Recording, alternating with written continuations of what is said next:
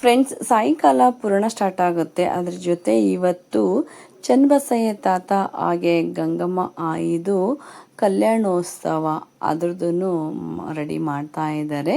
ಅದರದ್ದೆಲ್ಲ ತೋರಿಸ್ತೀನಿ. ಇಲ್ಲಿ ನಮ್ಮ ಶ್ವೇತಾ ಅವ್ರ ಮಗ ಬಿದ್ದ ಮಕ್ಕಳಂದ್ರೆ ಹಾಗೆ ಎಲ್ಲದರಲ್ಲಿ ನಾನೇ ಇರಬೇಕು ಅಂತ ಮುಂದೆ ಬರ್ತವೆ. ಬಟ್ ಏನೂ ಆಗಿಲ್ಲ, ಸ್ವಲ್ಪ ನನ್ನೇ ಇದಾಗಿರೋದು ಅಷ್ಟೇ.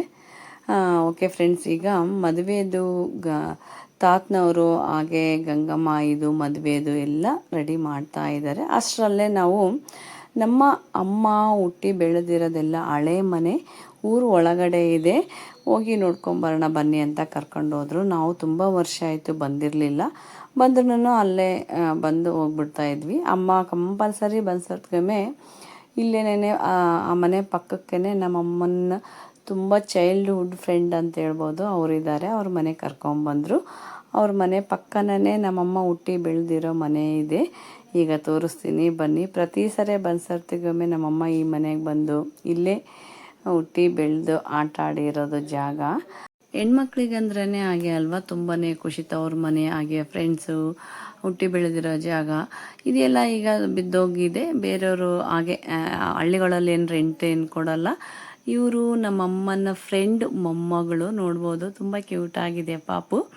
ಹಾಗೆ ಕೊಟ್ಬಿಡ್ತಾರೆ, ರೆಂಟಿಗೆ ಇಸ್ಕೊಳಲ್ಲ. ಅದೇ ಥರ ಇವರು ಕೂಡ ಅಲ್ಲಿ ಹಸು ಕಟ್ಕೊಂಡು ಅಲ್ಲಿ ಹೊರಗಡೆ ನೀರದು ಕಾಯಿಸ್ತಾ ಯೂಸ್ ಮಾಡ್ತಾ ಇದ್ದಾರೆ. ಇವರೇ ಗುಳ್ಗುಂಡಿ ಬಸಮ್ಮ ಆಂಟಿ, ನಮ್ಮ ಅಮ್ಮನ ಚೈಲ್ಡ್ಹುಡ್ ಫ್ರೆಂಡು ಇವರು. ತುಂಬ ಹಳೆ ಸ್ಟೋರಿ ಎಲ್ಲ ಹೇಳ್ತಾ ಇದ್ರು, ನಾವು ಕೇಳ್ತಾ ಕೂತಿದ್ವಿ. ಅಮ್ಮ ಬಂದ್ಸರ್ತಿಗೊಮ್ಮೆ ಬಂದು ಇವ್ರನ್ನ ಮೀಟಾಗಿ ಹಾಗೆ ಹಳೆ ಮನೆಯನ್ನು ನೋಡಿ ಹೋಗ್ತಾರೆ. ಯಾವಾಗ ಬಂದ್ಸರ್ತಿಗೊಮ್ಮೆ ಅಷ್ಟೇನೆ. ನಮ್ಮನ್ನು ಈ ಸರಿ ಕರ್ಕೊಂಬಂದಿದ್ರು, ನಾವು ಮಾತಾಡ್ಸ್ಕೊಂಡು ಬಂದ್ವಿ. ನೋಡ್ಬೋದು ಫ್ರೆಂಡ್ಸ್, ಇಲ್ಲೆಲ್ಲ ನಾವು ಬರೋಷ್ಟೊತ್ತಿಗೆ ಶ್ವೇತಾ ವೀರೇಶ್ ರೆಡಿ ಮಾಡಿದ್ದಾರೆ. ನಮ್ಮ ಅಮ್ಮನ ಸೊಸೆ ಹಾಗೆ ಮಗ ತುಂಬ ಚೆನ್ನಾಗಿ ಮಾಡಿದ್ದಾರೆ. ಇವತ್ತು ಪುರಾಣ ಇದೆ, ಹಾಗೆ ನಮ್ಮ ಚನ್ನಬಸಯ್ಯ ತಾತನವರ ಹಾಗೆ ಗಂಗಮ್ಮಾಯಿ ಕಲ್ಯಾಣೋತ್ಸವ ಇದೆ. ಎರಡೂ ಇರುತ್ತೆ. ಯಾರ್ಯಾರು ಸ್ವಾಮಿಗಳನ್ನ ಕರೆಸ್ತಾರೆ ನೋಡಬೇಕು. ಈಗೆಲ್ಲ ರೆಡಿ ಮಾಡಿದ್ದಾರೆ. ಈಗ ಪುರಾಣ ಕೂಡ ಸ್ಟಾರ್ಟ್ ಮಾಡ್ತಾರೆ. ಪುರಾಣ ಅಂದರೆ ಚನ್ನಬಸಯ್ಯ ತಾತನವ್ರದ್ದು ಹಾಗೆ ಗಂಗಮ್ಮಾಯಿದು ಅವ್ರದ್ದೆಲ್ಲ ಇತಿಹಾಸ ಹೇಗೆ ಏನು ಅಂತ ಅವ್ರದ್ದೆಲ್ಲ ಹೇಳ್ತಾರೆ, ಅದೇ ಪುರಾಣ. ಈ ಥರದ್ದೆಲ್ಲ ನಾವು ತುಂಬ ಸಾರಿ ಕೇಳಿದ್ದೀವಿ. ಈಗಿನ ಮಕ್ಕಳಿಗೆ ಇದೆಲ್ಲ ಗೊತ್ತಿರಲ್ಲ ಫ್ರೆಂಡ್ಸ್. ಈಗಿನ ಮಕ್ಕಳಿಗೆ ಈ ಥರದ್ದೆಲ್ಲ ಗೊತ್ತಿರಲ್ಲ. ಹಂಗಾಗಿ ಎಲ್ಲಾದರೂ ಪುರಾಣ ದೇವ್ರದ್ದು ಚರಿತ್ರೆ ಬಗ್ಗೆ ಹೇಳ್ತಾ ಇದ್ದರೆ ಖಂಡಿತವಾಗಿ ಕರ್ಕೊಂಡೋಗಿ ಒಳ್ಳೆ ಹಿತ ನುಡಿಗಳು ಹೇಳ್ತಾರೆ. ನನಗಂತೂ ತುಂಬಾ ಖುಷಿ ಆಗುತ್ತೆ. ನನಗೆ ತುಂಬಾ ಇಷ್ಟ ಈ ಥರ ಎಲ್ಲ. ಮಕ್ಕಳಿಗೆ ನಾವು ಕೇಳಿದ್ದೀವಿ, ಮಕ್ಳಿಗೂ ಕೇಳಿಸ್ಬೇಕು ಅಂತೇಳ್ಬಿಟ್ಟು. ನೋಡ್ಬೋದು, ಆಲ್ರೆಡಿ ಎಲ್ಲ ಭಕ್ತಾದಿಗಳು ಬಂದು ಕೂತಿದ್ದಾರೆ. ಹಾಗೆ ಬೇವೂರಿಂದನೂ ಅಷ್ಟೇ, ಬೇರೆ ಊರುಗಳಿಂದನೂ ಪುರಾಣ ಕೇಳೋಕ್ಕಂತ ಬಂದಿದ್ದಾರೆ. ರಾತ್ರಿ 11-12 ಗಂಟೆವರೆಗೂ ಇದ್ದು ಪುರಾಣ ಕೇಳಿಕೊಂಡು ಊಟ ಮಾಡ್ಕೊಂಡು ಹೋಗ್ತಾರೆ. ಓಕೆ ಫ್ರೆಂಡ್ಸ್, ಸ್ಟಾರ್ಟಿಂಗ್ ದಿನನೇ ನಾವು ಬಂದಿರಲಿಲ್ಲ. ಅವತ್ತಿನ ದಿನನೂ ಒಂದು ಸ್ವಲ್ಪ ವೀಡಿಯೋ ಆ್ಯಡ್ ಮಾಡ್ತೀನಿ. ನಮ್ಮ ಮಾಮ ಹಾಕಿದ್ದಾರೆ. 5 ಜನ 6 ಜನ ಸ್ವಾಮಿಗಳನ್ನ ಕರೆಸಿದ್ರಂತೆ. ತುಂಬಾ ಚೆನ್ನಾಗಿ ಮಾಡಿದರು. ಅವತ್ತೇ ಬರಬೇಕಾಗಿತ್ತು, ಬಟ್ ಬರೋಕ್ಕಾಗಿರಲಿಲ್ಲ. ಅದು ಕೂಡ ಇದರಲ್ಲಿ ಆ್ಯಡ್ ಮಾಡ್ತೀನಿ, ಹೋಗಿ ನೋಡ್ಕೊಂಬರೋಣ ಬನ್ನಿ. ನಮ್ಮದ ಧರ್ಮ ವೇದಿಕೆ ಮೇಲೆ ಆಸೀನರಾದಂತ ಆತ್ಮೀಯರು ಹಿರಿಯರು ಆದಂತ ಪರಮ ಪೂಜ್ಯ ಷಟ್ಸ್ಥಲ ಬ್ರಹ್ಮಿ ಅಭಿನವ್ ಕಪಿಲಸಿದ್ಧ ಷಟ್ಸ್ಥಲ ಬ್ರಹ್ಮಿ ಕಪಿಲಸಿದ್ಧರಾಮೇಶ್ವರ ಶಿವಾಚಾರ್ಯ ಮಹಾಸ್ವಾಮಿಗಳ ಶ್ರೀ ಚರಣಗಳಲ್ಲಿ ಭಕ್ತಿ ಪ್ರಣಾಮಗಳನ್ನ ಸಮರ್ಪಿಸುತ್ತ, ಯಾವ ಕವಿತಾಳದ ಕೋಳಬಾಳದ ನಾವದಗಿಯ ಪರಮ ಪೂಜ್ಯರ ಎಲ್ಲ ಶ್ರೀಗಳ ಶ್ರೀಚರಣಗಳಲ್ಲಿ ಭಕ್ತಿ ಪ್ರಣಾಮಗಳನ್ನ ಸಮರ್ಪಿಸಿ, ಈ ಶ್ರೀಮಠದ ಒಡೆಯರಾದಂಥ ಯಾವ ಶ್ರೀಮತಿ ಶರಣಮ್ಮ ಶ್ರೀ ವೇದಮೂರ್ತಿ ಚೆನ್ನಯ್ಯ ಸ್ವಾಮಿಗಳವರೇ ಈ ಪುರಾಣ ಕಾರ್ಯಕ್ರಮವನ್ನ ನಿಮ್ಮೆಲ್ಲರಿಗೆ ಅತ್ಯಂತ ಶ್ರದ್ಧಾ ಭಕ್ತಿಯಿಂದ ಹೇಳುತ್ತಿರುವಂತಹ ವೇದಮೂರ್ತಿ ಗುರುಮೂರ್ತಿ ಶಾಸ್ತ್ರಿಗಳವರೇ, ಸಂಗೀತ ಬಳಗದವರೇ, ಇಲ್ಲಿ ನೆರೆದಿರುವ ಸಕಲ ಸದ್ಭಕ್ತರೇ, ನಿಮ್ಮೆಲ್ಲರ ಹೃದಯ ಮಂದಿರದಲ್ಲಿ ನೆಲೆಸಿರುವ ಚೈತನ್ಯ ಸ್ವರೂಪನಾದ ಆ ಪರಶಿವನಿಗೂ ಶರಣು ಶರಣಾರ್ಥಿ. ನಿಜವಾಗ್ಲೂ ನನಗ ಇಂದಿನ ಈ ಪುಣ್ಯ ಸ್ಥಳದೊಳಗ ಪುರಾಣ ಕಾರ್ಯಕ್ರಮದೊಳಗ ಪಾಲ್ಗೊಂಡು ನಿಮ್ಮೆಲ್ಲರನ್ನ ನೋಡ್ತಿರೋದು ಅತ್ಯಂತ ಸಂತಸದಾಯಕವಾದದ್ದು. ಯಾಕಂದ್ರ ಇಲ್ಲಿ ಹೆಂಗಾದಪ್ಪ ನಮ್ಮ ಭಾರತ ದೇಶದ ಪರಂಪರೆ ಸಂಸ್ಕೃತಿ ಅಂತಂದ್ರ ನಾನು ಈ ಜಾಗಕ್ಕ ಬಂದ ಸರ್ತಿಗೊಮ್ಮೆ ಅನ್ಕಂತಿದ್ದೆ, ಹಿಂದಕ್ಕೆ ಇಲ್ಲಿ ಮಹಾತ್ಮರ ಆಗೋಗರ, ಆ ಮಹಾತ್ಮರ ಆಶೀರ್ವಾದ, ಈ ಪುಣ್ಯ ಭೂಮಿ, ಇಲ್ಲಿ ಪುಣ್ಯ ಭೂಮಿಯ ಜೊತೆಗೆ ಧರ್ಮ ಜಾಗೃತಿ ಕೂಡ ಆಗದ ಅವಶ್ಯಕ ಅದ. ಯಾಕಂದ್ರ ಗುರುವಾದಡು ಕಾಯಕ ಮಾಡು, ಲಿಂಗವಾದಡು ಕಾಯಕ ಮಾಡು, ಜಂಗಮವಾದಡು ಕಾಯಕ ಮಾಡಂತ ಶರಣರು ಹೇಳ್ತಾರ. ಅದರಂಗಾಗಿ ಜಂಗಮರ ಕಾಯಕ ಏನಪ್ಪಾ ಗುರುಲಿಂಗ ಜಂಗಮರದಂದ್ರ ಸಮಾಜವನ್ನ ಧರ್ಮದ ಮಾರ್ಗದಲ್ಲಿ ನಡೆಸೋದು, ಸದ್ಭಕ್ತರಿಗೆ ಸದಾ ಧರ್ಮೋಪದೇಶ ಮಾಡ್ತಕ್ಕಂಥದ್ದಾಗಿರ್ತದ. ಇಲ್ಲಿ ಧರ್ಮೋಪದೇಶ ಕಾರ್ಯಕ್ರಮ ಕೂಡ ಆಗ್ಲಿ ಅನ್ನೋದು ಒಂದು ಎಷ್ಟೋ ಶರಣರ ಅಪೇಕ್ಷೆ ಇತ್ತು. ಅಂತಹ ಒಂದು ಉತ್ತಮವಾದಂತ ಮಹಾನ್ ಕಾರ್ಯ ಈ 65ನೇ ವರ್ಷ ಜಾತ್ರಾ ಮಹೋತ್ಸವದ ನಿಮಿತ್ತ ಮಾಡ್ಕೊಂಡು ನಡೆದದ.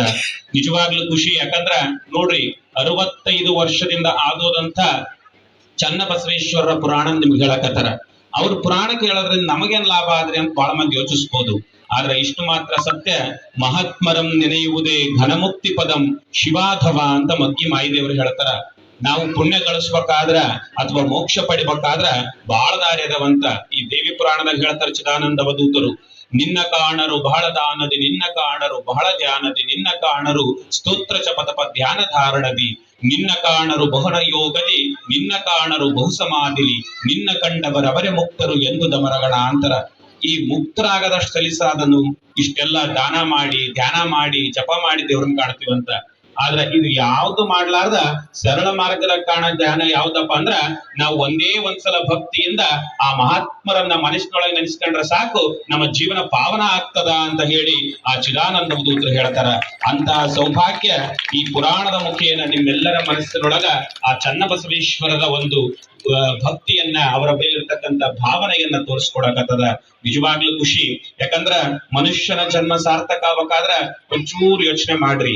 ಬಾಳ ಮಂದಿ ನಾವೇನ್ ಅನ್ಕೊಂಡ್ಬಿಟ್ಟಿವಿ ಗೊತ್ತಾ, ಹಣ ಮಾಡಿಬಿಟ್ರೆ ಖುಷಿ ಇರ್ತೈತೆ ಅನ್ಕೊಂಡಿವಿ, ಮತ್ತಿಸ್ ಮಂದಿ ಏನೋ ಕಟ್ಟಿಬಿಟ್ರೆ ಖುಷಿ ಐತೆ ಅನ್ಕೊಂಡಿವಿ. ಇಲ್ಲ, ಯಾಕಂದ್ರ ಸಿದ್ದಯ್ಯ ಪುರಾಣಿಕರು ಹೇಳ್ತಾರಲ್ಲ, ಬಡತನಕ್ಕೆ ಉಂಬುವ ಚಿಂತೆ, ಉಣಲಾದಡೆ ಉಡುವ ಚಿಂತೆ, ಉಡಲಾದಡೆ ಇಡುವ ಚಿಂತೆ, ಇಡಲಾದಡೆ ಹೆಂಡರ ಚಿಂತೆ, ಹೆಂಡರಾದಡೆ ಮಕ್ಕಳ ಚಿಂತೆ, ಮಕ್ಕಳಾದಡೆ ಬದುಕಿನ ಚಿಂತೆ, ಬದುಕಾದಡೆ ಕೇಡಿನ ಚಿಂತೆ, ಕೆಡದಿರೆ ಮರಣದ ಚಿಂತೆ. ಇದು ಒಂದಲ್ಲ ಒಂದು ಚಿಂತೆ ಇದ್ವಿ, ಈ ಜೀವನಕ್ಕೆ ಚಿಂತೆ ತಪ್ಪದಿಲ್ಲ ಅಂತ. ಬಡತನ ಕೊಡ್ಬೇಕಂತ ಆಸೆ ಇರ್ತದಂತ, ಒಂದ್ ತಟ್ಟು ಹೊಟ್ಟಿ ತುಂಬ ಉಂಡು ಅಂತಿದ್ಗರಿ ಚಲೋ ಬೈಟ್ ಉಟ್ಕೋಬೇಕಂತ ಆಸೆ ಆಗ್ತದಂತ, ಮೈಗೆ ಒಂದ್ ಚಂದ ಬೈಟ್ ಉಟ್ಗರಿ ಒಂದ್ ಸ್ವಲ್ಪ ರೊಕ್ಕ ಗಳಿಸ್ಬೇಕು ಅಂತ ಚಿಂತೆ ಇರ್ತದಂತ. ರೊಕ್ಕನು ಜಮಾ ಆದ ಅಂತಿದ್ಗರಿ ಮದುವೆ ಆಗ್ಬೇಕು ಅನಿಸ್ತದಂತ.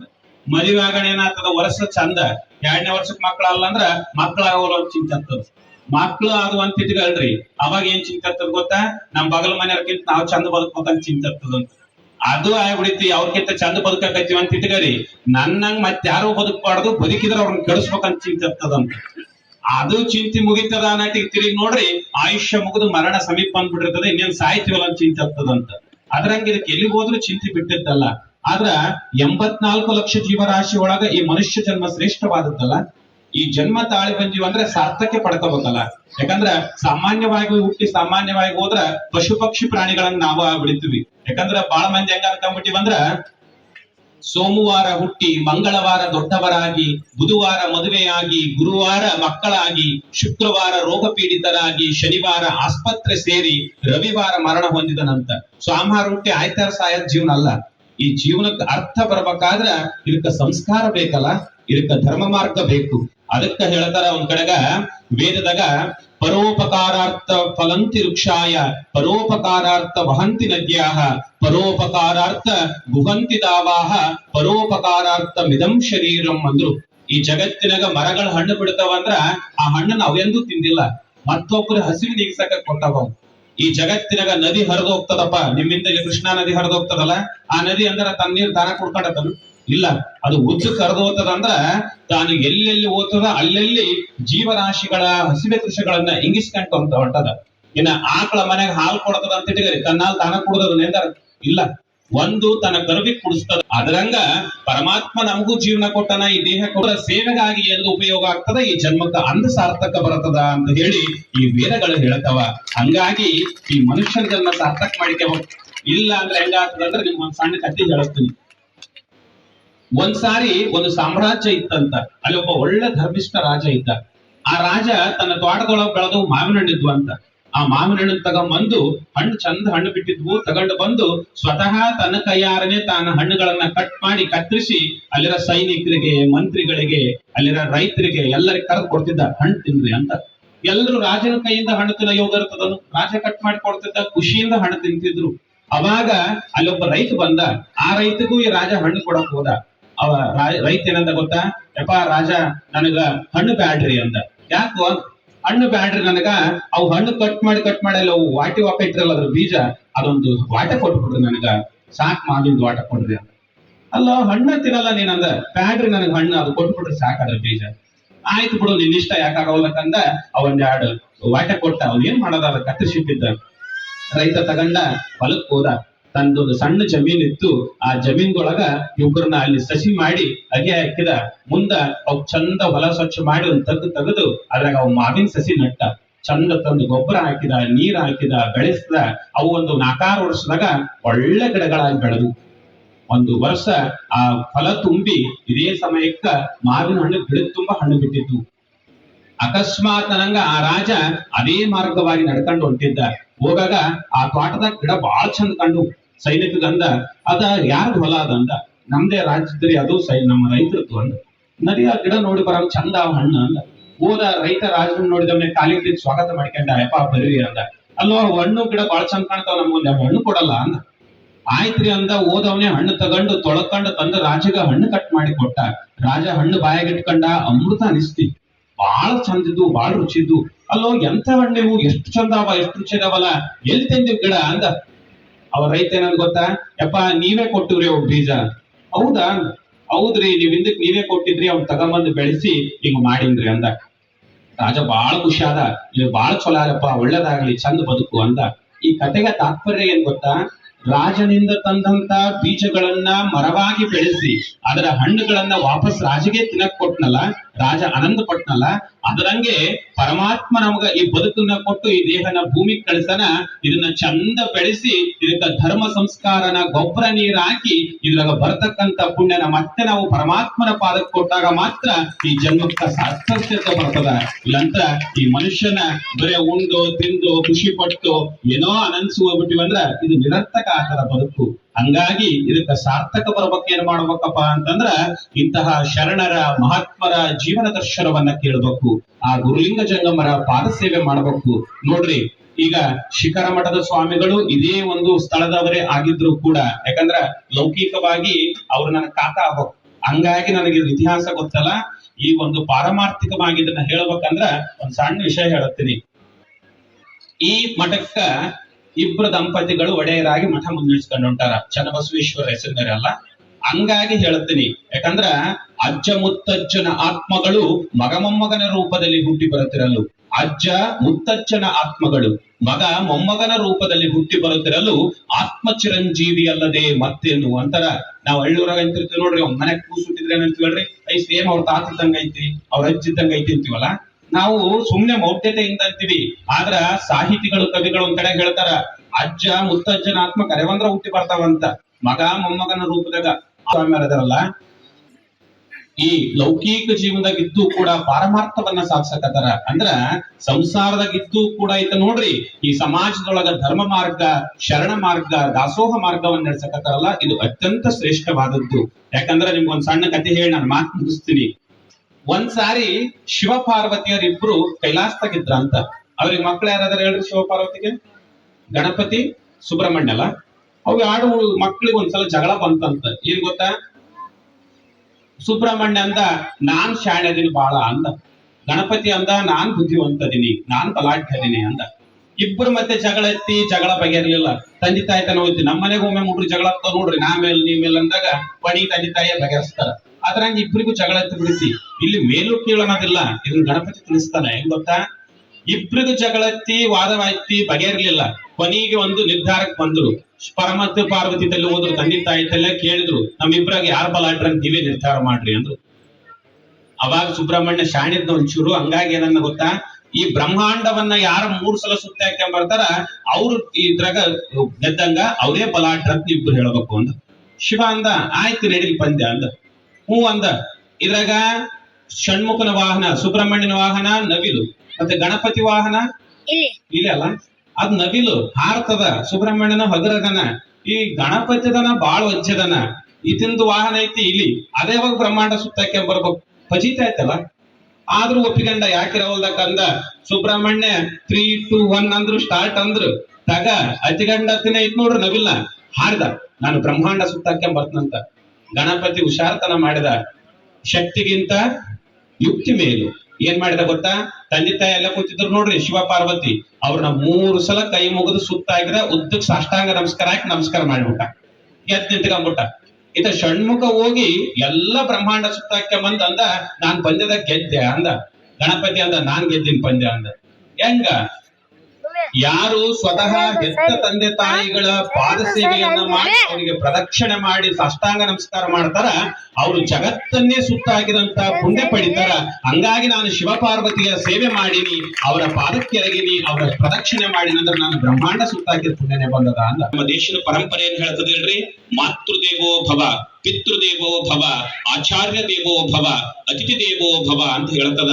ಮೊದಲು ಈ ಜಗತ್ತಿನಾಗ ಯಾರ ದೇವರಪ್ಪ ಅಂದ್ರ ನಮ್ಮನ್ನ ಹೆತ್ತ ತಾಯಿನೇ ಮೊದಲನೇ ದೇವರು, ಎರಡನೇದ್ದು ನಮ್ಮ ತಂದೆ ನಮ್ಮ ಎರಡನೇ ದೇವರು, ಮೂರನೇದ್ದು ನಮಗ ವಿದ್ಯೆ ಕಲಿಸಿ ನಮ್ಮ ಮೋಕ್ಷ ಮಾರ್ಗಕ್ಕೆ ಒಯ್ತಕ್ಕಂತ ಗುರು ನಮ್ಮ ಮೂರನೇ ದೇವರು. ಇನ್ನ ನಾಲ್ಕನೇದ್ದು ಯಾರ ದೇವರು ಅಂದ್ರ ನಮ್ಮ ಸಾಮೀಪ್ಯಕ್ಕ ನಮ್ಮ ಮನೆಗೆ ಯಾರು ಅತಿಥಿಗಳಾಗಿ ಬಂದಾರ ಅವರು ನಮ್ಮ ನಾಲ್ಕನೇ ದೇವರು ಅಂತ ನೋಡ್ತಕ್ಕಂತ ಒಂದು ಪರಂಪರೆ ನಮ್ಮ ಈ ಭಾರತ ದೇಶದ ಪುಣ್ಯ ಭೂಮಿ ಒಳಗಾದ.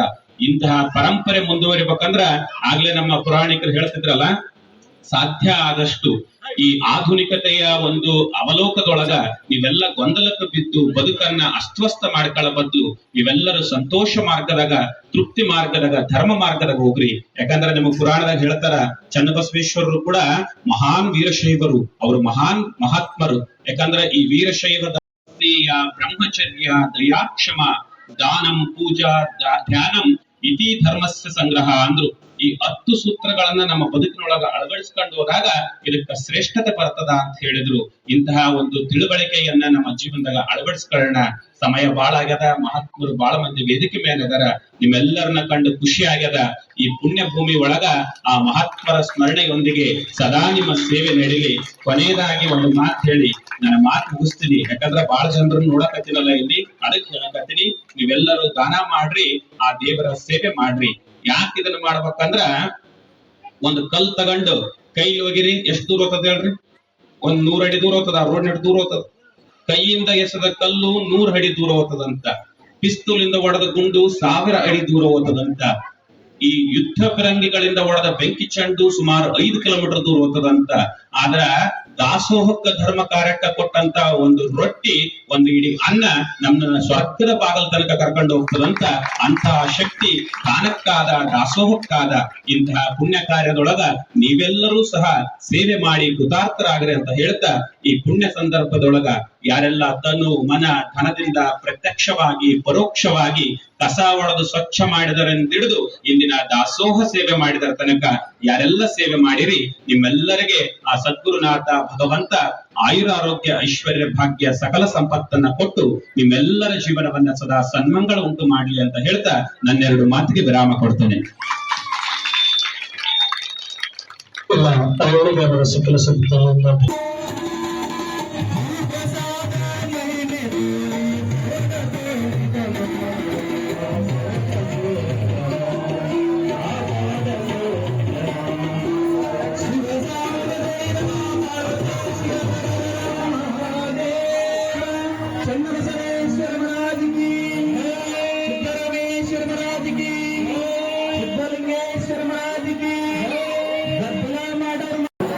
ಆದ ಕಾರಣಕ್ಕೆ 8ನೇ ದಿನದಲ್ಲಿ ಲಗ್ನವನ್ನ ಅವರು ಮುಹೂರ್ತವನ್ನು ಕಟ್ಟಿಕೊಂಡು ಬರ್ತಾರೆ. ನಿನ್ನೆಯ ಪುರಾಣದಲ್ಲಿ ನಾವು ಪಾಲ್ಗೊಂಡು ಇವತ್ತು 5ನೇ ದಿನದಲ್ಲಿ ನಾವು ನೀವೆಲ್ಲರೂ ಪ್ರಾರ್ಥನೆಯಿಂದ ಪೂಜ್ಯರ ಈಗ ವಿವಾಹದೊಂದಿಗೆ ನಾವು ನೀವೆಲ್ಲರೂ ಮುಂದಿನ ಪುರಾಣದಲ್ಲಿ ನಾವು ನೀವೆಲ್ಲರೂ ಪಾಲ್ಗೊಳ್ಳೋಣ. ಲಗ್ನದ ಸುವ್ಯವಸ್ಥೆಯನ್ನು ಮಾಡಲಿಕ್ಕೀಗ ಮುಂದೆ ಸಮಯದ ಅಭಾವಕ್ಕೆ ಶ್ರೀಮಠದ, ಯಾಕಂದ್ರ ಈ ಹೆಣ್ಣಿನ ಬೀಗರು ಬಂದವರೆಲ್ಲ ಅವ್ರ ಪರಮ ಪೂಜ್ಯರಾದ ಶ್ರೀ ಶಟಸ್ಥಲ ಬ್ರಹ್ಮ ಶಿವಮೂರ್ತಿ ಶಿವಾಚಾರ್ಯರು ಹಿರೇಮಠ ದೇವಪ್ಪರ ಅವರು ವೇದಿಕೆಗೆ ಆಗಮಿಸಬೇಕು. ಎಲ್ಲರೂ ನಮ್ಮ ಹರಳ್ಳಿ ಗ್ರಾಮದ ವತಿಯಿಂದ ಹಾಗೂ ಸಕಲ ಸದ್ಭಕ್ತರ ವತಿಯಿಂದ ಶ್ರೀಮಠದ ಭಕ್ತರ ವತಿಯಿಂದ ಅವರಿಗೆ ಸ್ವಾಗತವನ್ನು ಕೊಡ್ತಾ ಇದ್ದೇವೆ.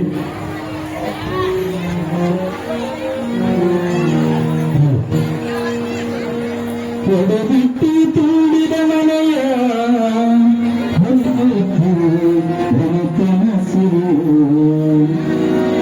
ಬಿಟ್ಟು ತುಂಬಿದ ಮನೆಯ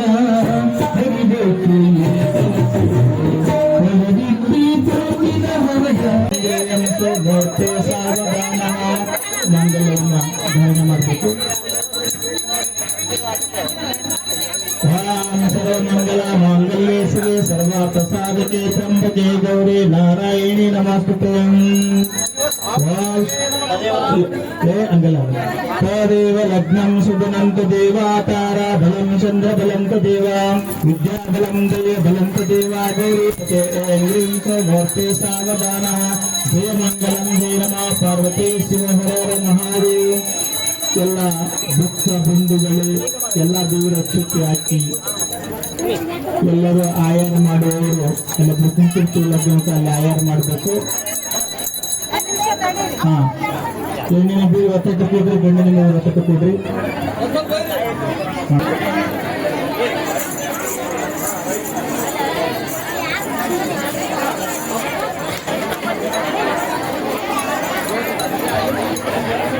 ಎಲ್ಲರೂ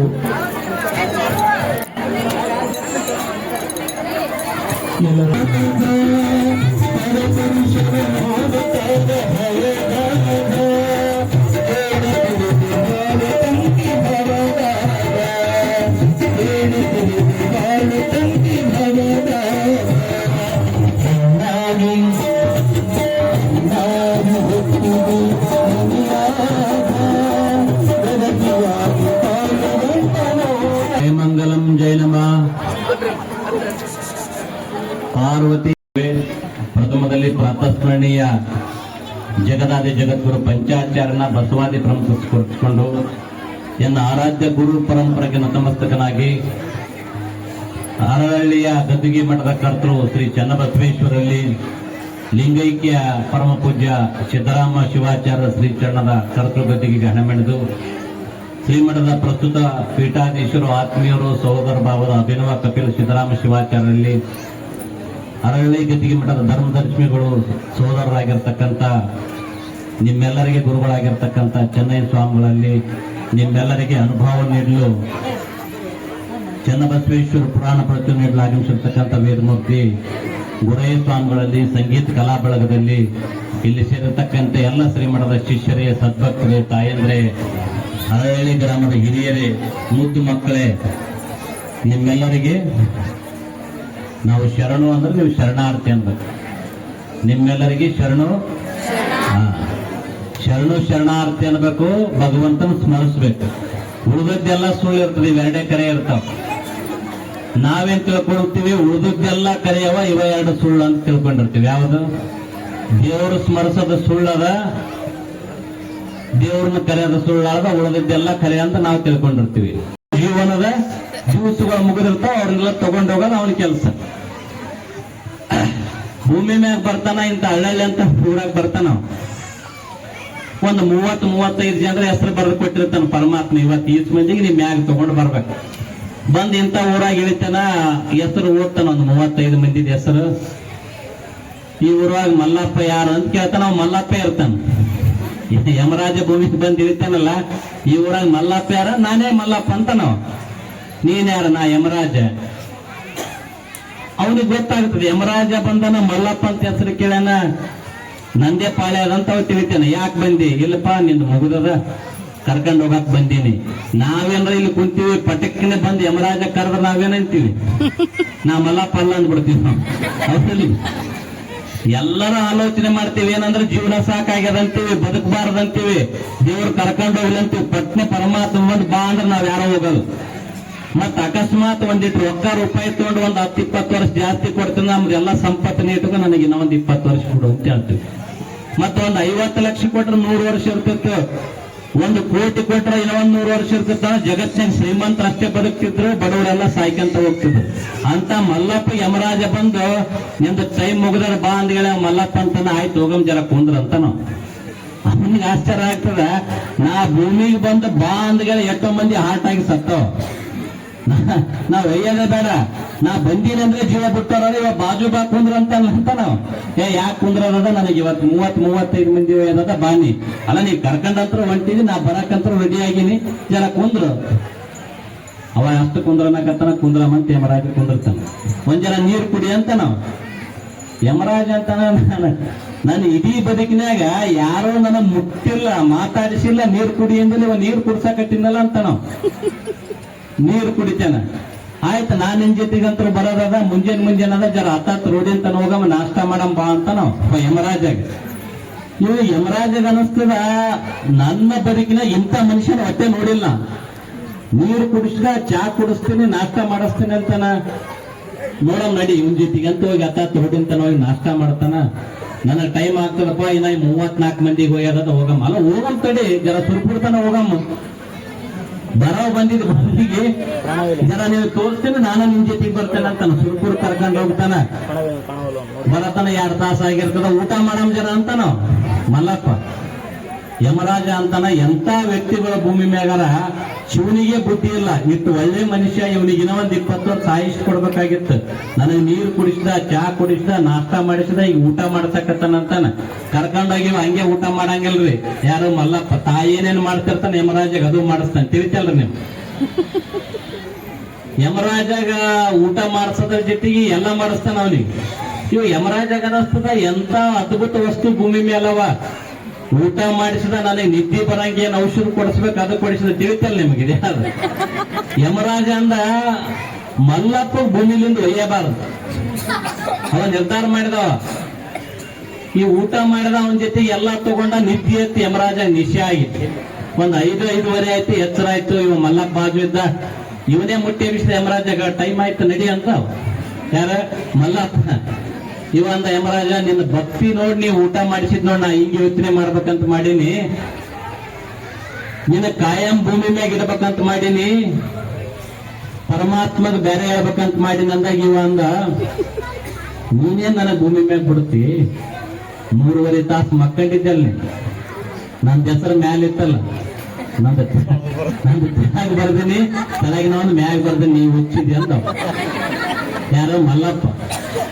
ಅದಕ್ಕೆ ಯಮರಾಜ ಅಂದ್ರ, ನಿನಗೆ ಒಯ್ಯಂಗಿಲ್ಲ, ನೀ ಇಷ್ಟೆಲ್ಲ ನನಗೆ ಅತಿಥಿ ಸತ್ಕಾರ ಮಾಡಿದಿ, ಇವತ್ತು 1ರಿಂದ 35 ಬರಿಬೇಕಂತ ಮಾಡಿದ್ನಲ್ಲ, 35ರಿಂದ 1 ಹೋಗ್ತೀನಿ ಅಂದವ್. ಕೆಳಗಿನ ಹೆಸರು ಏನಿತ್ತು?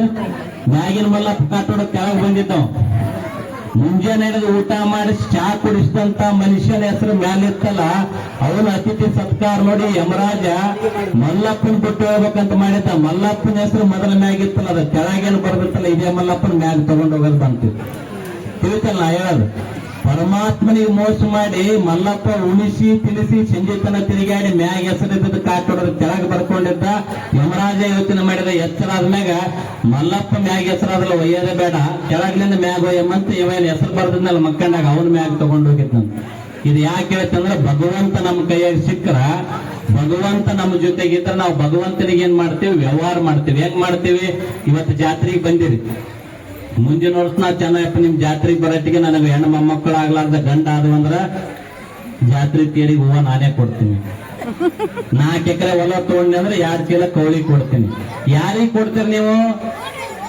ಎಷ್ಟು ಸುಂದರವಾದ ಶರೀರ ಭಗವಂತ ನಮಗ್ ಕೊಡ್ತಾನ, ಎಷ್ಟು ಸುಂದರವಾಗಿರ್ತಕ್ಕಂಥ ಶರೀರದೊಳಗೆ ಬುದ್ಧಿ ಕೊಡ್ತಾನ. ಆ ಭಗವಂತ ನಮಗೆ ಏನೆಲ್ಲ ಕೊಡ್ತಾನ, ಧನವ ಗಳಿಸಬೇಕೆಂತಾದ್ದು ಅದು ಯಾರಿಗೆ ತಿಳಿಯದಂತದ್ದು ಅಂತ ಕಡ್ಕೊಳ್ಳೋ ಮಡಿವಾಳಪ್ಪ ಹೇಳ್ತಾನೆ. ಯಾರಿಗೂ ಕಾಣದೇ ಇರತಕ್ಕಂತ ಧನ ಅಂದ್ರೆ ಯಾವ್ದಂದ್ರೆ, ನಮ್ಮ ಬದುಕಿನೊಳಗೆ ನಾವ್ ಏನು ಗಳಿಸಿರ್ತೀವಿ ಅದು ಯಾವುದು ನಮ್ಮ ಜೊತೆಗೆ ಬರಂಗಿಲ್ಲ. ಇದು ನಾವು ಪಕ್ಕ ತಿಳ್ಕೋಬೇಕು.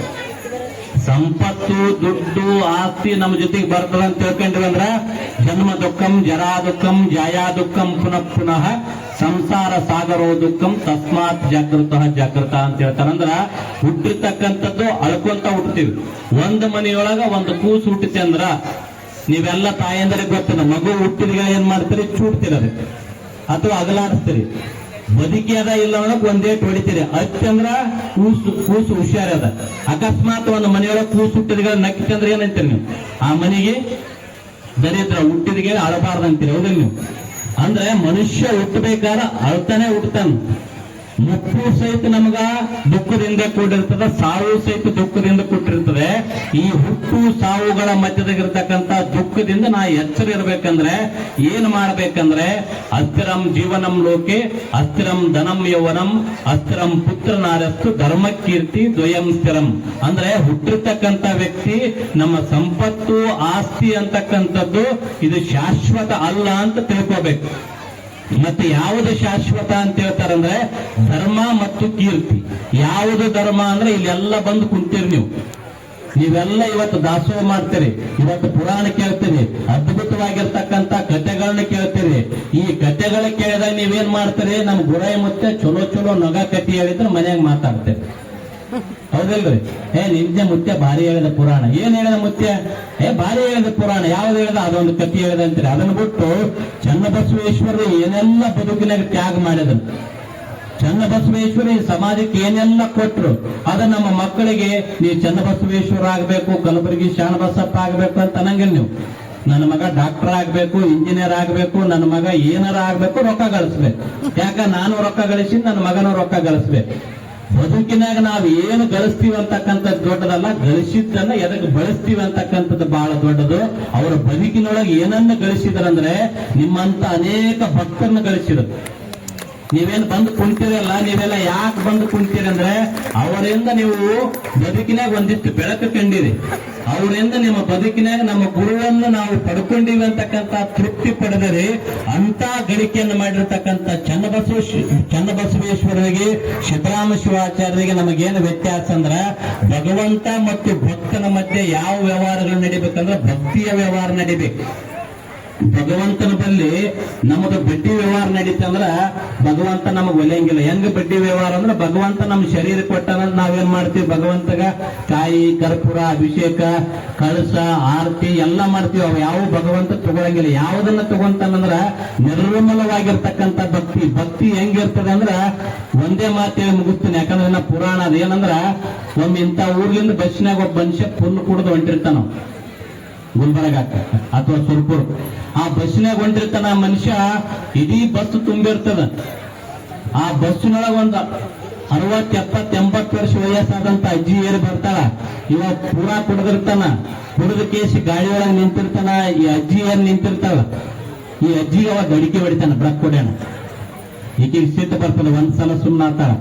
ಮತ್ತ ಒಂದ್ಸಲ ನಶೆ ಹೆಚ್ಚಾಗ್ತದ, ಅಳ್ಳಾಡಿಕೆಂತ ಆಕಿ ಒಳ್ಳೆ ಮಳೆ ಬೆನ್ನಿಗೆ ಬಿಡೋದು, ಕಾಲ್ ತಡ್ಸೋದು ಮಾಡ್ತಾನ. ಆಕಿಗೆ ಸಿಟ್ಟು ಬಂದಂತ, ಏನು ತಮ್ಮ ನೀನ್ ವಯಸ್ಸು ನೋಡಿದ್ರೆ 40-50 ಇಲ್ಲ, ಇಷ್ಟು ಸಣ್ಣ ವಯಸ್ಸಿನ ನರಕಕ್ಕೆ ಹೊಂಟಿದೆಯಲ್ಲ ಅಂತ ಆಕಿ. ಹೌದಿಲ್ಲ? ಕರೆ ಮಾತಾಡ್ಯಾಳ ಆಕಿ. ಆಕಿಗೆ ಒಳ್ಳೆ ಮಳೆ ತಡವಾಕತ್ತಾನ ಆಕಿ ಅಂತ ಸಿಟ್ಟು ಬಂದು, ಇಷ್ಟು ಸಣ್ಣ ವಯಸ್ಸಿನ ನರಕಕ್ಕೆ ಹೊಂಟಿದಂತ ಅವ ಅಂತಾನ. ಸ್ಟಾಪ್ ಅಂತ ನಾವು ಬಸ್ ನಿಂದಿರ್ತದ, ಬಸ್ನಾಗಿದ್ದ ಮಂದಿ ಕೇಳ್ತಾರ, ಯಾಕೆ ಗಾಡಿ ನಿಂದ್ರಿಸಿದೆ, ಯಾಕೆ ಸ್ಟಾಪ್ ಹೊಂಟಿದೆ ಅಂತ ಅಂದಾಗ ಅವ ಅಂತ, ನಾ ಸುರ್ಪುರಕ್ಕೆ ಹೊಂಟೀನಿ, ಇದು ಬಸ್ ನರಕಕ್ಕೆ ಹೊಂಟದ ಇಳಿತೀನಿ ಅಂತ. ಬಸ್ ಹೊಂಟದೆಲ್ಲಿಗೆ? ಸುರ್ಪುರಕ್ಕೆ. ಅವ ಹೊಂಟದೆಲ್ಲಿಗೆ? ಸುರ್ಪುರಕ್ಕೆ. ಪಾಪ ಅವನ್ ತಪ್ಪಲ್ಲ, ಬಸ್ ನರಕಕ್ಕೆ ಹೊಂಟದಂತ ಆಯಿ ಹೇಳೋಣ ಅವ ಅಂತಾನ, ಬಸ್ ನಿಂದ್ರಸ್ರಿ, ನಾ ನರಕಕ್ಕೆ ಹೋಗಂಗಲ್ಲ, ಹೋಗೋರೋಗ್ರೆ ನಾ ಸುರ್ಪುರಕ್ಕೆ ಹೋಗಬೇಕಾದ ಇಳಿತೀನಿ ಅಂತ. ಅವನೇ ಕರೆ ನರಕಕ್ಕೆ ಹೊಂಟದ, ಅವನಿಗೆ ಗೊತ್ತಿಲ್ಲ. ಅದು ಭಕ್ತಿ ಅವನಿಗೆ ಬಾಟ್ಲಿ ಮ್ಯಾಗ ಅದ. ಅದೇ ಭಕ್ತಿ ಬಸವಣ್ಣ ಮ್ಯಾಗ, ಚನ್ನಬಸವಣ್ಣ ಮ್ಯಾಗ ಬಂತ, ಅದೇ ನಿಜವಾಗಿರ್ತಕ್ಕಂಥ ಮನುಷ್ಯನ ಸಾರ್ಥಕತೆ. ನಾವೇನ್ ಮಾಡ್ತೀವಂದ್ರ ಪ್ರಪಂಚದ ಐಹಿಕ ಸುಖ, ಹೆಂಡತಿ ಮಕ್ಕಳು ಸರಾಯಿ ಇನ್ನೊಂದು ಮತ್ತೊಂದು, ನನ್ನ ಬದುಕು ನನ್ನ ಹೆಂಡ್ರು ನನ್ನ ಮಕ್ಕಳು ಅಂತ ತಿಳ್ಕೊಂತೀವಿ. ನಿಜವಾಗಿರ್ತಕ್ಕಂಥ ಭಕ್ತಿ ಹೆಂಗಿರ್ಬೇಕಂದ್ರೆ, ಇಡೀ ಜಗತ್ತಿನೊಳಗ ಎಲ್ಲ ಧರ್ಮಗಳು ನೋಡ್ರಿ, ಎಲ್ಲ ಜಾತಿಗಳನ್ನ ನೋಡ್ರಿ, ಯಾರು ಪ್ರಪಂಚದೊಳಗಿದ್ದು ಆ ಪ್ರಪಂಚವನ್ನ ಮರೆತು ಬದುಕ್ಯಾರ ಅವರೆಲ್ಲ ದೇವರಾಗ್ಯಾರ. ಏನ್ ಮಾಡ್ಯಾರ ಅಂದ್ರೆ ಅಸ್ತಂತೋಳಿಗೆ ಅನ್ನ ಕೊಟ್ಟಾರ, ಯಾರು ನೀರು ಅಡಿಸಿರ್ತಾರ ಅವ್ರಿಗೆ ನೀರು ಕೊಟ್ಟಾರ, ಯಾರ ಮನಿತನ ಬಂದಾರ ಅವ್ರಿಗೆ ಕುಂದಿರ್ರಿ ಅಂದಾರ. ಈ ಜಾತಿ ಮತ ಪಂಥಗಳು ನಾವು ಮಾಡ್ಕೊಂಡಿವಿ. ಯಾರೋ ಸಹಿತ ಹುಟ್ಟಬೇಕಾದ್ರೆ ಕನಿಷ್ಠರಾಗಿ ಹುಟ್ಟಬೇಕು, ಬಡವರಾಗಿ ಹುಟ್ಟಬೇಕಂತ ಆಲೋಚನೆ ಮಾಡಂಗಿಲ್ಲ ಅಂತ ನಿಮಗೆ ಹೇಳೇನಿ. ಯಾಕಂದ್ರ ನಾವು ಬಹಳ ಮಂದಿ ಏನ್ ತಿಳ್ಕೊಂಡಿವಿ, ಮನಿ ಮೇಕ್ಸ್ ಮೆನಿ ಥಿಂಗ್ ಅಂತ ತಿಳ್ಕೊಂಡಿವಿ. ನಾವು ದುಡ್ಡು ಬಹಳ ಕೆಲಸ ಮಾಡ್ತದ ಅಂತ ತಿಳ್ಕೊಂಡಿವಿ. ಜಗತ್ತಿನೊಳಗೆ ನೀವು ನೋಡ್ರಿ, ಹೈದರಾಬಾದ್ನೊಳಗೆ ಒಂದು ದೇವಸ್ಥಾನ ಅದ, ಟಾಟಾ ಬಿರ್ಲಾ ಮಂದಿರ ಅಂತ. ಯಾರು ನೋಡಿದ್ರೆ ಬಿಟ್ರೆ ಗೊತ್ತಿಲ್ಲ. ದಿಲ್ಲಿ ಒಳಗೆ ಒಂದು ಗುಡಿ ಕಟ್ಟ್ಯಾರ. ಯಾರಂದ್ರೆ ಜಗತ್ತಿನ ಬಹಳಷ್ಟು ಶ್ರೀಮಂತ ಬಿರ್ಲಾ ಮತ್ತು ಟಾಟಾ ಗುಡಿ ಕಟ್ಟ್ಯಾನ, ಅದಕ್ಕೆ ಬಿರ್ಲಾ ಮಂದಿರ ಅಂತ ಹೆಸರಿಟ್ಟಾರ. ಅಲ್ಲಿ ಎಲ್ಲ ದೇವ್ರಿಗೆ ಅವ, ಯಾವ ದೇವ್ರಿಗೆ ಹೋಗಿ ಭಕ್ತಿಯಿಂದ ನಮಸ್ಕಾರ ಮಾಡಂಗಿಲ್ಲ. ಆ ಗುಡಿ ಹೆಸರು ಯಾವ ದೇವ್ರ ಹೆಸರು ಇರಂಗಿಲ್ಲ, ಬಿರ್ಲಾ ಮಂದಿರ ಅಂತ ಹೇಳ್ತಾರ. ಅದೇ ಊರ್ ದಂಡಿಗೆ ಇರ್ತಕ್ಕಂಥ ಒಂದು ಬಸವಣ್ಣ ಒಂದು ಕಲ್ಲು ಇರ್ತದ, ಒಂದು ಗಿಡ ಇರ್ತದ, ಅಲ್ಲಿ ಏನು ಇರಂಗಿಲ್ಲ. ನೀವೇನ್ ಮಾಡ್ತಾ ಇಲ್ಲಿ 2 ಊದುಬತ್ತಿ ಬೆಳಗ್ಗೆ ನೀರ್ ಹಾಕಿ ನಮಸ್ಕಾರ ಮಾಡಿ ಕಾಯಿ ಹೊಡೆದು ಬರ್ತಾರೆ. ರೊಕ್ಕ ಇರೋರೇ ಶ್ರೀಮಂತರಾಗಿದ್ರೆ ಬಿರ್ಲಾ ಮಂದಿರ ಒಂದೇ ನಮ್ಮ ದೇಶದಾಗ ಉಳಿತಿತ್ತು. ಬಸವಣ್ಣ ದೇವರು ಊರ್ ಮುಂದೆ ಇರ್ತಕ್ಕಂಥ ಮರಗಮ್ಮ ದುರ್ಗಮ್ಮ ಉಳಿತಿದ್ದಿಲ್ಲ. ಇವತ್ತು ಸಹಿತ ನಾವೇನ್ ಮಾಡ್ಬೇಕಂದ್ರೆ ನಮ್ಮ ದುಡ್ಡು ನಮ್ಮಲ್ಲಿರ್ತಕ್ಕಂಥ ಸಂಪತ್ತ ಶಾಶ್ವತ ಅಂತ ತಿಳಿಬಾರ್ದು. ಮನಿ ಮೇಕ್ಸ್ ಮನಿಥಿಂಗ್ ಅಲ್ಲ, ಮನಿ ಮೇಕ್ಸ್ ಎವ್ರಿಥಿಂಗ್ ಅಲ್ಲ, ಮನಿ ಮೇಕ್ಸ್ ನಥಿಂಗ್. ದುಡ್ಡು ಏನು ಮಾಡ್ತದಂದ್ರೆ ಮನುಷ್ಯನ ಬುದ್ಧಿಮತ್ತೆಯನ್ನು ಕಡಿಮೆ ಮಾಡ್ತದೆ, ಮನುಷ್ಯನಿಗೆ ಮತಿಭ್ರಷ್ಟನಾಗಿ ಮಾಡ್ತದೆ. ಮನುಷ್ಯನಿಗೆ ಏನಾಗ್ತದಂದ್ರೆ ದುಡ್ಡು ಗಳಿಸ್ತಕ್ಕಂಥ ಅಪಾಪಿ ಬಂತಂದ್ರ ಎಲ್ಲ ಸಂಬಂಧಗಳನ್ನ ದೂರ ಇಡ್ತಾನೆ ಮನುಷ್ಯ. ಕೊಲೆ ಮಾಡಿ ಆದ್ರೂ ಗಳಿಕೆ ಮಾಡ್ಬೇಕಂತಾನ. ಕಳ್ಳ ತನ್ನ ಕೆಲಸ ಮಾಡ್ತಿರ್ತಾನ, ಅವ ಏನ್ ತಿಳ್ಕೊಂಡಿರ್ತಾನ, ಕಳುವು ಮಾಡೋದು ಕೆಟ್ಟದಂತ ನಿಮಗಿರ್ತದ. ಆದ್ರೆ ಅವ ಕಳ್ಳ ತನ್ನ ಕೆಲಸನೇ ಅದೇ ಕಾಯಕ ಅಂತ ತಿಳ್ಕೊಂತಾನ. ಒಬ್ಬ ಕೊಲೆಗಾರ, ಒಬ್ಬ ಕಟುಕ ಮುಂಜಾನೆ ಎದ್ದು ಕಡಿತಕ್ಕಂತ ಕೆಲಸ ಮಾಡ್ತಾನ. ಆ ಕಡಿತಕ್ಕಂತ ಸಂದರ್ಭದಾಗ ಒಂದು ಕ್ಷಣನು ನಾ ಕರುಣೆ ಇರ್ಲಾದ ಕೊಲೆ ಮಾಡಾಕತ್ತೀನಿ ಅಂತ ಅವನಿಗೆ ಆಲೋಚನೆ ಬರಂಗಿಲ್ಲ. ಯಾಕಂದ್ರೆ ಅವನ ಬದುಕಿನೊಳಗೆ ಅದು ಕಾಯಕ ಅಂತ ತಿಳಿದಿರ್ತಾನ. ಒಬ್ಬ ಕುಡುಕ ಮುಂಜಾನೆ ಎದ್ದು ಕುಡಿತಾನ, ಅವ ಕುಡಿತಾನಂದ್ರೆ ನಿಮ್ಮೆಲ್ಲರ ದೃಷ್ಟಿಯಾಗ ಕೆಟ್ಟದಂತ ಕಾಣ್ತದ, ಅವನ ದೃಷ್ಟಿಯಾಗ ಅದೇ ಕಾಯಕ ಅಂತ ತಿಳ್ಕೊಂತಾನ.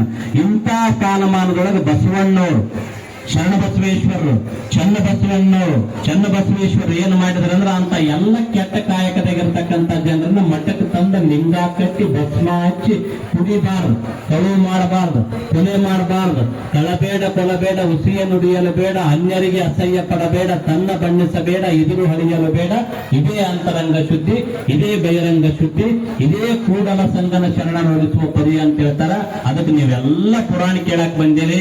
ಈ ವರ್ಷ ಇಷ್ಟೆಲ್ಲ ಅಂಗ ತುಂಬಾ ಪುರಾಣ ಕೇಳಕ್ ಬಂದು ಕುಂತು ನೀವೇನು ಬಂದು ಕುಂತಿರಲ್ಲ, ಮುಂದಿನ ವರ್ಷ ಏನ್ ಮಾಡ್ಬೇಕು, ನೀವು ಈ ಅಂಗಳ ಸಾಲ ಆದಂಗೆ ಕುಂದಿರ್ಬೇಕು.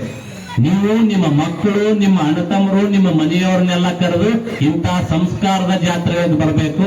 ಇದು ಚನ್ನಬಸವೇಶ್ವರರ ಜಾತ್ರೆ ಅಂದ್ರೆ ಇದು ಸಂಸ್ಕಾರದ ಜಾತ್ರೆ, ಇದು ಅರಿವಿನ ಜಾತ್ರೆ, ಅನುಭವದ ಜಾತ್ರೆ. ಇಂತಹ ಜಾತ್ರೆಯೊಳಗೆ ನೀವೆಲ್ಲ ಬಂದುಕೊಂಡು ನಿಮ್ಮ ಬದುಕು ಸಾರ್ಥಕತೆ ಮಾಡಿಕೊಂಡ್ರ ನಿಮ್ಮಂತ ಪುಣ್ಯಾತ್ಮರು ಯಾರಲ್ಲ. ಅದಕ್ಕೆ ನಮ್ಮ ಬದುಕು ಮೋಕ್ಷಕ್ಕೆ ಹೋಗ್ಬೇಕಂದ್ರೆ ಮೊದಲು ಗುರುವಿಗೆ ತನುವನ್ನು, ಲಿಂಗಕ್ಕೆ ಮನವನ್ನು, ಜಂಗಮಕ್ಕೆ ಧನವನ್ನು ಅರ್ಪಿಸಿ ನಿಶ್ಚಿಂತನಾಗಬೇಕಂತ ಹೇಳ್ತಾರೆ. ಆ ರೀತಿ ಈ ಕಾರ್ಯಕ್ಕೆ ನೀವು ತನುಮನದಿಂದ ಸೇವೆ ಸಲ್ಲಿಸ್ರಿ. ಈ ಮಠದ ಧರ್ಮದರ್ಶಿಗಳಾಗಿರ್ತಕ್ಕಂಥ ನಮ್ಮ ಚೆನ್ನಯ್ಯ ಸ್ವಾಮಿಗಳು ನಿಮ್ಮೆಲ್ಲರನ್ನು ಒಂದು ಕಡೆ ತಿರ್ಕೊಂಡು ಬಂದು ಕರ್ಕೊಂಡು ಉಳ್ತಕ್ಕಂಥ ಸಂಸ್ಕೃತಿ ಅದು ಯಾವುದಂದ್ರೆ ಮಠಗಳ ಸಂಸ್ಕೃತಿ. ಅವರು ನಿಮ್ಮನ್ನೆಲ್ಲ ಸೇರಿಸಿಕೊಂಡು ಒಂದಿಷ್ಟು ಹಳ್ಳಿಗಳಿಗೆ ಭಿಕ್ಷೆಯನ್ನು ಮಾಡಿ ಒಂದಿಷ್ಟು ಭಕ್ತರನ್ನ ಒಂದು ಕಡೆಗೆ ಸೇರಿಸಿ ಇಂಥ ಒಂದು ಉತ್ತಮವಾಗಿರ್ತಕ್ಕಂಥ ಕೆಲಸ ಮಾಡ್ತಾ ಇದ್ದಾರೆ. ಅಂದ್ರೆ ಈ ಗ್ರಾಮದ ಎಲ್ಲ ಹಿರಿಯರು, ಈ ಮಠದ ಭಕ್ತರು ಅವರಿಗೆ ನಿರಂತರವಾಗಿ ಇಂಥ ಸಹಕಾರ ಕೊಡ್ರಿ ಅಂತ ಆಶಿಸ್ತಾ ಈ ಮಾತಿಗೆ ವಿರಾಮಗೊಳಿಸ್ತೇನೆ. ಶಿವಂಭೂಯ. ಫ್ರೆಂಡ್ಸ್, ಸ್ವಾಮೀಜಿಗಳಿಂದ ಹಿತ ನುಡಿ ಹಾಗೆ ಹಿತ ವಚನಗಳಂತ ಹೇಳ್ಬೋದು, ತುಂಬನೇ ಚೆನ್ನಾಗಿ ಹೇಳಿದರು. ಈಗ ಲಾಸ್ಟಲ್ಲಿ ಮಹಾಮಂಗಳಾರತಿ ಇದೆ. ಮಂಗಳಾರತಿ ತಗೊಂಡು ಹಾಗೆ ಭಕ್ತಾದಿಗಳು ಪ್ರಸಾದ ತಗೊಂಡು ಹೋಗ್ತಾರೆ. ಟೈಮ್ ಬಂದು 11:30 ಗಂಟೆ ಆಗ್ತಾ ಇದೆ. ನೋಡ್ಬೋದು ಅಷ್ಟೊತ್ತುವರೆಗೂ ಭಕ್ತಾದಿಗಳು ಇದ್ದು ಮುಗಿಸ್ಕೊಂಡು ಹೋಗ್ತಾ ಇದ್ದಾರೆ. ಫ್ರೆಂಡ್ಸ್, ಇಲ್ಲಿ ಪ್ರಸಾದ ಬಂದು ಹರಳಹಳ್ಳಿ ಗ್ರಾಮದವ್ರ ಕಡೆಯಿಂದ ಹಾಗೆ ಸುತ್ತಮುತ್ತ ಹಳ್ಳಿಯ ಭಕ್ತಾದಿಗಳ ಕಡೆಯಿಂದ ಡೈಲಿ ಒಬ್ಬೊಬ್ಬರು ಒಂದೊಂದು ವಹಿಸ್ಕೊಂಡು ಇಟ್ಕೊಂಡಿರ್ತಾರಂತೆ. ಫ್ರೆಂಡ್ಸ್, ಈ ವಿಡಿಯೋ ನಿಮಗೇನಾದರೂ ಇಷ್ಟವಾದರೆ ಒಂದು ಲೈಕ್ ಮಾಡಿ, ಫ್ರೆಂಡ್ಸ್ ಆ್ಯಂಡ್ ಫ್ಯಾಮಿಲಿಗೆ ಶೇರ್ ಮಾಡಿ. ಇನ್ನೂ ಯಾರಾದರೂ ಹೊಸಬ್ರು ನನ್ನ ಚಾನಲ್ ಸಬ್ಸ್ಕ್ರೈಬ್ ಮಾಡ್ಕೊಂಡಿಲ್ಲ ಅಂದರೆ ಹೋಗಿ ಸಬ್ಸ್ಕ್ರೈಬ್ ಮಾಡ್ಕೊಂಡು ವಿಡಿಯೋ ನೋಡಿ. ಫ್ರೆಂಡ್ಸ್, ಪ್ರಸಾದ ನೋಡ್ಬೋದು. ಹಾಲು, ಕೇಸರಿಬಾತು, ಅನ್ನ, ಸಾಂಬಾರು ಇಟ್ಟಿದ್ದಾರೆ. ತುಂಬಾ ಚೆನ್ನಾಗಾಗಿತ್ತು. ಓಕೆ ಫ್ರೆಂಡ್ಸ್, ಇಲ್ಲೆಲ್ಲ ನಿಂತಿರೋರು ಹರಳಹಳ್ಳಿ ಗ್ರಾಮದವರು ನೋಡ್ಬೋದು. ಇಲ್ಲೆಲ್ಲ ಪ್ರಸಾದ ತಗೊಳ್ತಾ ಇದ್ದಾರೆ. ಓಕೆ ಫ್ರೆಂಡ್ಸ್, ಮತ್ತೆ ನೆಕ್ಸ್ಟ್ ವಿಡಿಯೋದೊಂದಿಗೆ ಸಿಗ್ತೀನಿ. ಬಾಯ್.